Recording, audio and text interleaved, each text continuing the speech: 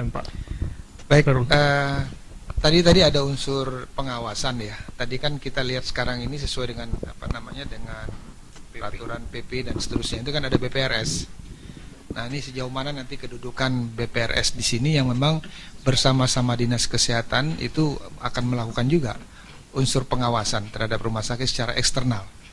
Nah, kemudian di satu sisi memang kita tahu juga ada Dewan Pengawas yang sekarang ini dengan Permenkes itu justru juga menentukan beberapa arah dan tujuan, bukan hanya sekarang berkomunikasi dengan direksi, tetapi Dewan Pengawas sendiri pun juga bisa melakukan istilahnya dialog dan di dalam rumah sakitan sendiri.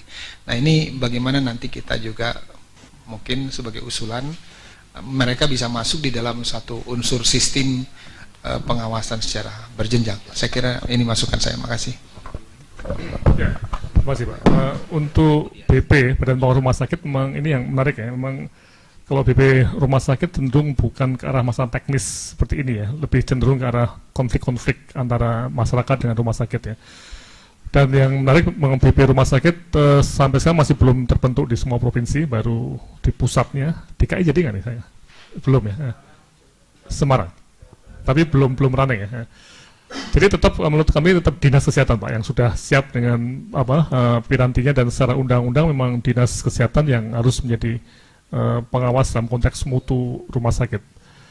Nah, kemudian mengenai Dewan Pengawas ini saya kira betul Pak, ini saya kira sangat kunci Pak. Sehingga dalam pelatihan tahap kedua nantinya setelah Lebaran itu kita juga ada modul untuk Dewan Pengawas Pak. Nah, karena Dewan Pengawas itu secara internal betul Pak, dengan SK yang baru itu dia harus lebih agresif ya Pak. Lebih, itu saya juga Dewan Pengawas di RSMH ya, jadi lihatnya memang kita harus lebih masuk lebih dalam untuk pengawasan Pak, terutama dalam konteks mutu klinik.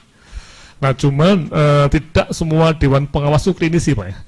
Jadi seperti Sarjito itu yang klinisi hanya berapa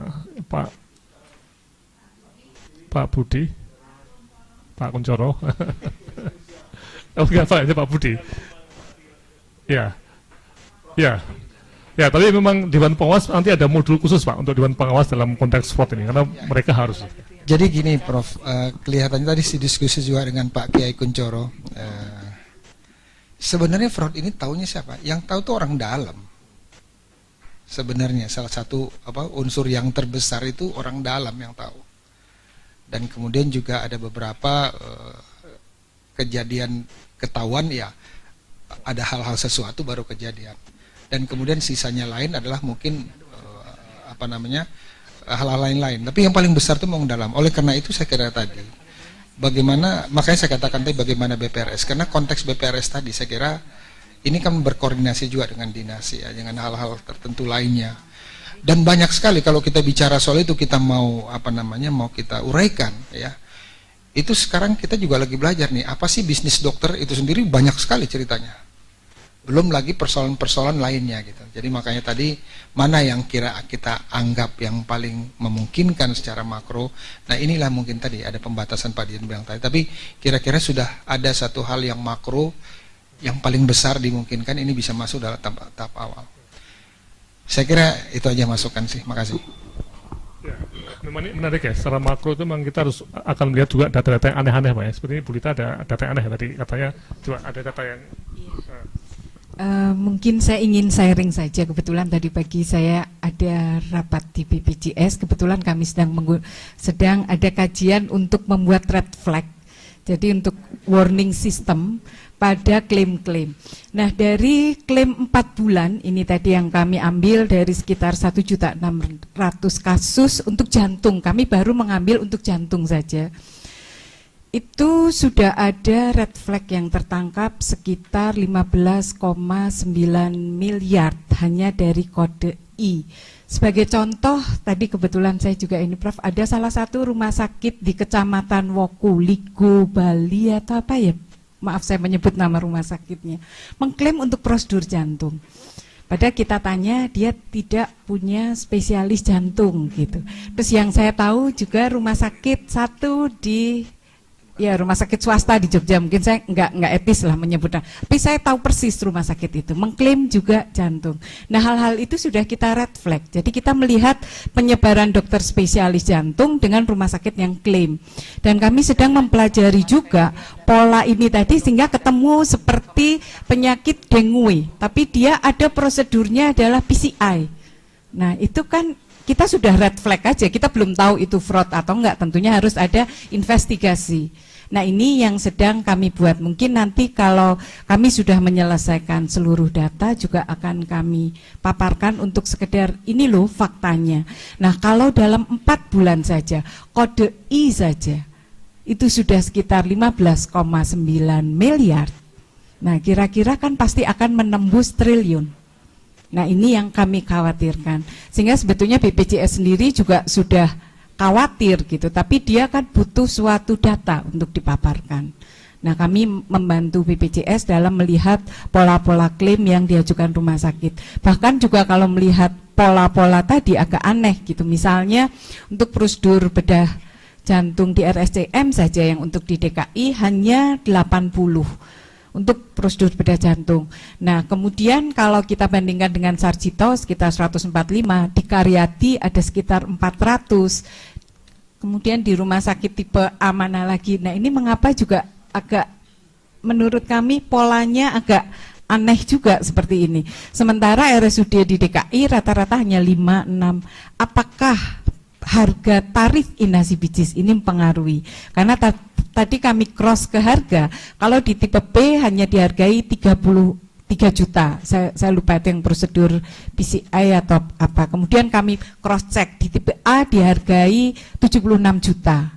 Tapi nanti di rumah sakit RSCM lebih tinggi, di harapan kita lebih tinggi, sehingga akhirnya rujukan ini masuk harkit semua. Dalam 4 bulan ini ada sekitar 413 kasus untuk prosedur bedah jantung.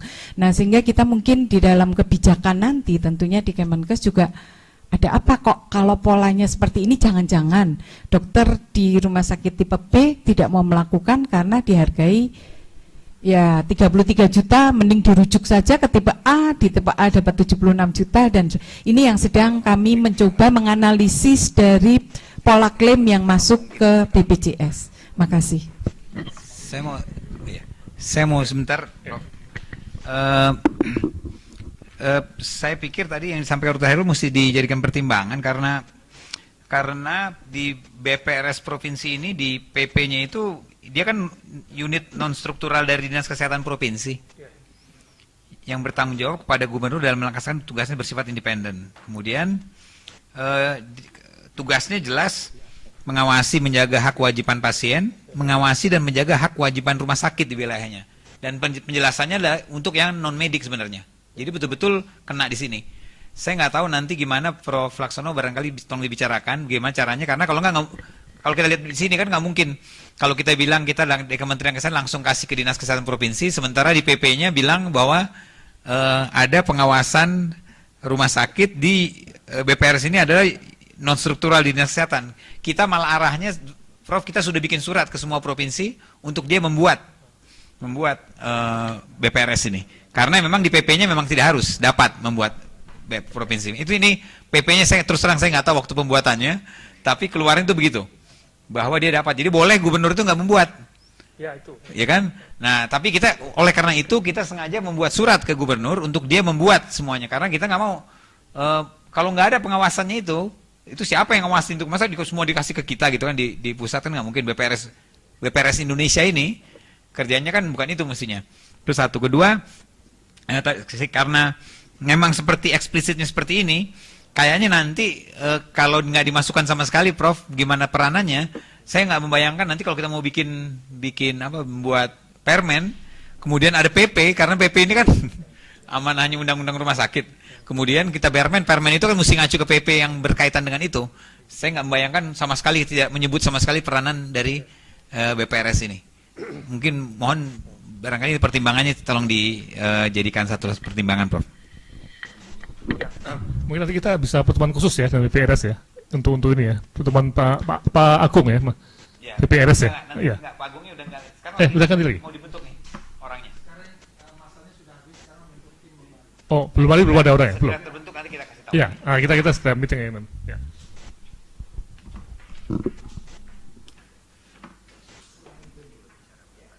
Selain BPRS, itu ada undang-undang, di dalam undang-undang rumah sakit pun ada yang belum dilaksanakan oleh kabupaten kota, Pak. Selain itu adalah bahwa kabupaten kota itu menunjuk tenaga yang sifatnya fungsional sebagai pengawas. Jadi perseorangan, bukan satu organisasi. Nah, itu ada dan tidak semua kabupaten kota melaksanakan itu. Jadi satu BPRS dapat, yang diwajibkan sebetulnya satu tenaga yang betul-betul sebagai pengawas. Non struktural, person. Karena jabatan itu tidak menarik di kabupaten kota, dinas. Terima kasih. Ya, memang ini saya kira memang pengawasan real di lapangan ya, karena kembali lagi pada konteks OJK tadi ya. OJK kan hanya Otoritas Jasa Keuangan hanya mengawasi keuangannya BPJS ya. Nah, sekarang untuk pengawasan mutu pelayanan klinis ini siapa ini? Memang ini yang perlu kita nanti dengan BPRS dan juga Dinas Kesehatan ya. Termasuk juga ada kemungkinan ini seperti di Yogyakarta itu ada badan mutu yang independen. Jadi mereka bisa dikontrak oleh BPJS atau oleh Dinas Kesehatan untuk mengadakan investigasi ke rumah sakit yang kena red flag tadi, yang kena kartu merah atau bendera merah tadi. Nah, ini menarik ya. Ya, alur tadi. Ya. Menurut PP-nya itu, jadi pertama sekali anggota BPRS itu adalah pertama Pemda, ya. Yang kedua adalah Persi, asosiasi. Yang ketiga lah organisasi profesi, yaitu ID dan PPNI. Yang selanjutnya adalah tokoh masyarakat. Itu kira-kira karakteristik daripada batang tubuh BPRS itu sendiri.